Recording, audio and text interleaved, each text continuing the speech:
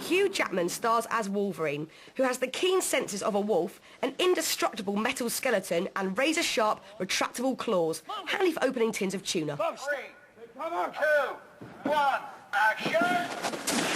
What ingredients were added to make sure this final instalment went out with a bang? We have a new director on this, Brett Ratner.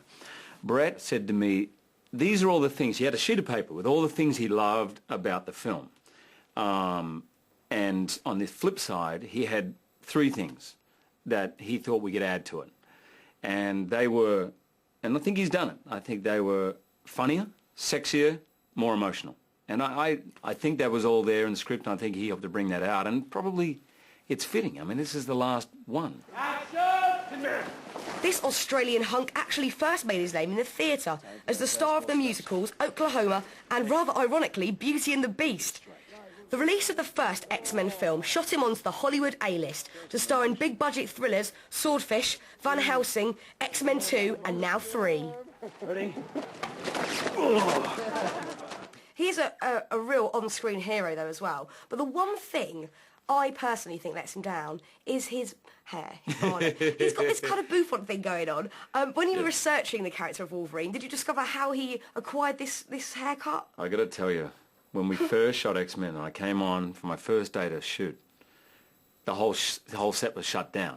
And next thing, we were in the hair and makeup trailer with like 20 people all saying how that hair should be. If you look at the comic book, this guy's hair makes Elvis look like an amateur. I mean, so intentionally, it's intentional for it to look the same over the 3, but I saw the movie the other night and I thought, okay, I think we got slightly carried away with the hairspray in a couple of scenes here. Well, that's it. He can go through any kind of trauma and his hair does not move. I think it's an essential thing for a superhero. Yeah. The stunt work is incredible in this film. Yeah. One particular bit where you backflip out of a tree. Did you do these stunts yourself? I did that one. You did that one? I did that one, that's for sure. Actually, that one took a lot of practice, but there's another... How do I do it? Yeah, how? Okay, show you. No. Go on. You do a lot of practice on wires. 2, 1, action!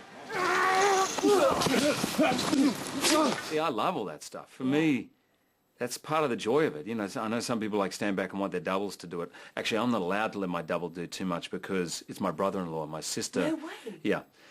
Richard Bradshaw is his name. And Rich, I sent home from Van Helsing with a broken leg in 2 places. So I had one of those phone calls from my big sister. Oh, no. Like, you better be doing your own stunts, pal. Oh, or you're in big trouble. Keep it in the family. That's great. I love it. It is good, right? One of my favourite moments of the film, which made me laugh out loud, was Kelsey Grammer as the Beast not be able to fit his shirt on properly. It was brilliant. Was he great to work with? He's a new addition to the cast. Kelsey Grammer is the funniest guy. He's actually problematic to work with because there is more footage on the cutting room floor of me laughing. I bet. He is absolutely, he's amazing in this film. I got to tell you, Kelsey Grammer, this guy is going to have a good career. He's very talented. He's doing all right, isn't he? He's unbelievable. One thing I love about the characters is they're not totally good or totally evil. Yeah. They've all got kind of a bit of a mix there. So that's true of Wolverine.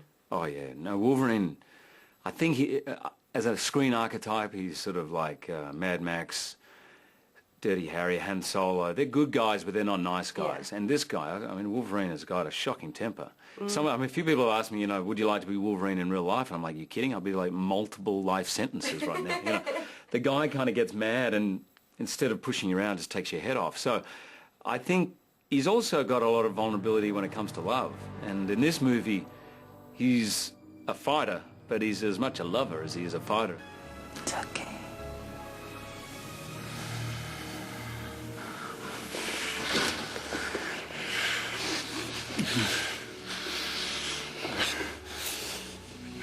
You and Jean Grey in the film get quite racy in It gets in a this little racy. Well, it's been like 3 movies waiting for this to happen. Yeah. You flirted, but now you really get it on. Yeah, I mean, go on. What was your question? Was it embarrassing? Like, you and Famke must be friends, and did you discuss this before and just say, let's go for it? I just get really drunk, and then whatever happens, I can know.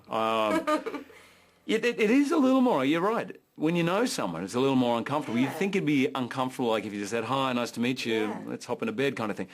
But strangely enough, no.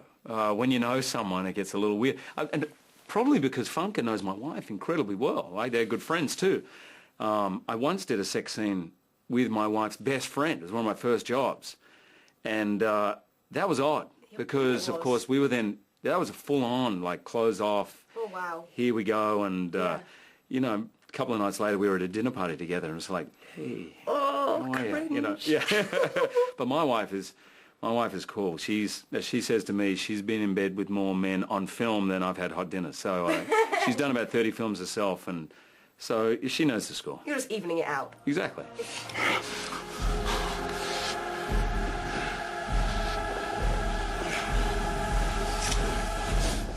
Now, obviously, there's a lot of girls, and probably boys out there, who really do quite fancy Wolverine. Do you think Wolverine would make a good boyfriend? Would he make a good boy? No, not a good boyfriend. Terrible? Well, he is a loyal. He's pretty grumpy. And he's a loner. I can't imagine someone like him coming back and tell me about your day, darling. I can't imagine getting a lot of details out of him.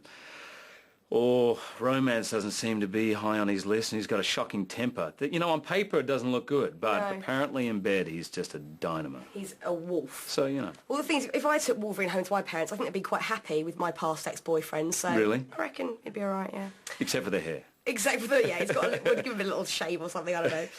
The leather suits are amazing. Are they comfortable to wear? They get comfortable after a few weeks. When you first put them on, you can barely walk up steps because they are tight. They're really tight. So when you zip them up, you put on, you look in the thing, you're great. Yeah, hey. And then you go to sit down, and it's like, it's sort of very uncomfortable. But when you need the loo, is that a bit of effort to get it all off? Yeah, we're getting very personal. We are, aren't we? Yeah. Well, part of my superhuman abilities, I can hold it in for 3 or 4 days. That's your personal ability. Yeah. I usually just go to the toilet on the weekend, and then that's it. I'm fine. Sunday night, then I'm fine for the week. It's a good skill to have. It comes in handy, yeah. If I was playing the character of Wolverine or Storm and I had that leather suit at home, I would definitely whip it out at home whilst making the breakfast. Have you kept the suit? Do you use it? You know, that's a good idea. Yeah. I haven't used it. I do have them at home. But, you know, I haven't tried that on with my wife. Generally, when I played a prisoner... She'd love it. I played a prisoner in something when we first met, and she used to say to me, keep the tattoos on. Because I had these huge tats. So maybe I could give her a little leather fantasy. Go for the leather suit, but not the bouffant. Keep your hair. You don't think that'll work? No. Okay. Your hair's way better than Wolverine. Be your personal, as Hugh, special powers. My special power. My special power is being able to lie about weight. Really? Isn't that good?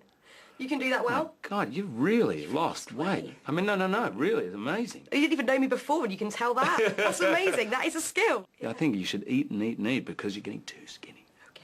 I'm going to go and eat some cake right now. But it's been a pleasure talking to you. Now, that's a talent that actually would get you somewhere. Thank you so much, Hugh. Thanks. Lovely to meet you. Thank you.